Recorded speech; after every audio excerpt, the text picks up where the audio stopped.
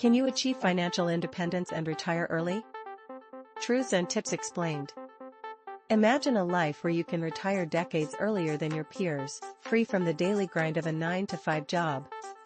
This dream is at the heart of the FIRE movement, financial independence, retire early. But does it really work? Let's dive into the world of FIRE enthusiasts who are committed to living frugally, saving diligently, and investing wisely to build a nest egg that allows them to say goodbye to work much sooner than expected. If you explore online, you'll discover a vibrant community of FIRE advocates eager to share their secrets. They'll tell you how cutting back on expenses, saving a significant portion of your income, and making smart investments can help you reach your so-called magic number, the amount you need to retire comfortably. So, how does this FIRE thing actually work? And is it a realistic or even a desirable lifestyle? Understanding the basics of FIRE. For those on the FIRE journey, there are some essential guidelines to follow. These rules can help you chart a path toward an early retirement, whether that's in your 50s, 40s, or even your 30s. First up is calculating your FIRE number. This is the amount you'll need to retire comfortably. Cian Callahan from Métis Ireland suggests using the rule of 300 to get a rough estimate. Simply multiply your monthly expenses by 300. For instance, if you spend €5,000 a month, your FIRE number would be €1.5 million. Once you hit that figure, you can consider work optional. Next, there's the 4% rule. Once your savings and investments reach your FIRE number, you can withdraw about 4% annually. But remember, your FIRE number isn't set in stone. Your money needs to be actively managed to grow, and your withdrawals should keep pace with inflation. The goal is for your investments to continue generating income as you age. The journey to financial independence. While the FIRE formula sounds straightforward, the real challenge lies in building that substantial pot of money, 25 to 30 times your annual expenses. This often requires saving and investing a whopping 50 to 70% of your income during the early years of your career. Easier said than done, right? Social media is buzzing with FIRE enthusiasts sharing their extreme money-saving tips. From slashing subscription services to diligently switching utility providers, using coupons, and opting for second-hand purchases, the strategies are endless. The biggest expenses to tackle? Housing, transportation, and food. Living in a more affordable place or with family can lead to significant savings. If you own a home, consider the rent-a-room scheme, which can earn you up to €14,000 a year tax-free. Swapping your car for public transport, cooking at home, and limiting dining out can also help you save. You might even choose to cut back on vacations and social outings while you build your financial cushion. Your salary plays a crucial role in how much you can save. To accelerate your journey, consider switching jobs for higher pay or pursuing a career in a lucrative field. Christy Shen, author of Quit Like a Millionaire, retired at 31 by applying FIRE principles. She advises against following your passion immediately if it doesn't lead to a high income. Instead, she chose to study computer engineering over creative writing for better financial prospects.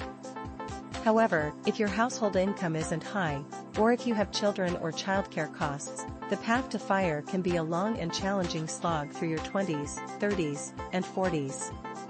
The rental property myth. Many people believe that owning rental properties is a shortcut to financial independence and early retirement. But unless you've snagged a property at a bargain price in a high-yield area, it's not a guaranteed win.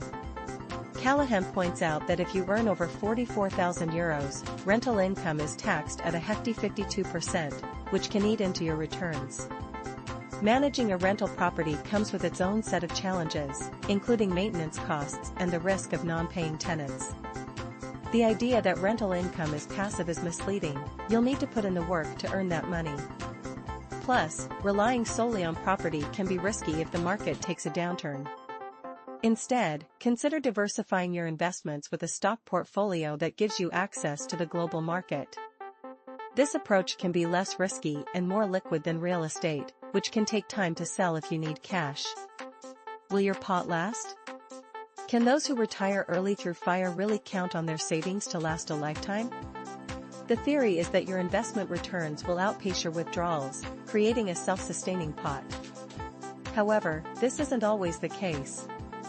Ongoing financial planning is essential to keep your pot growing.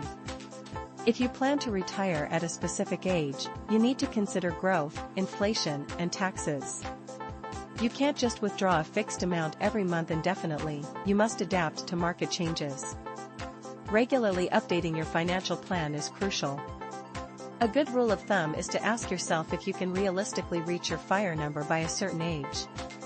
If you're starting young, aim for those broad targets. Going it alone without financial advice can be risky. A single mistake when your pot is substantial can set you back years. It's wise to consult a financial expert to guide you through the process. What's good about FIRE? Despite its challenges, FIRE has valuable lessons to offer.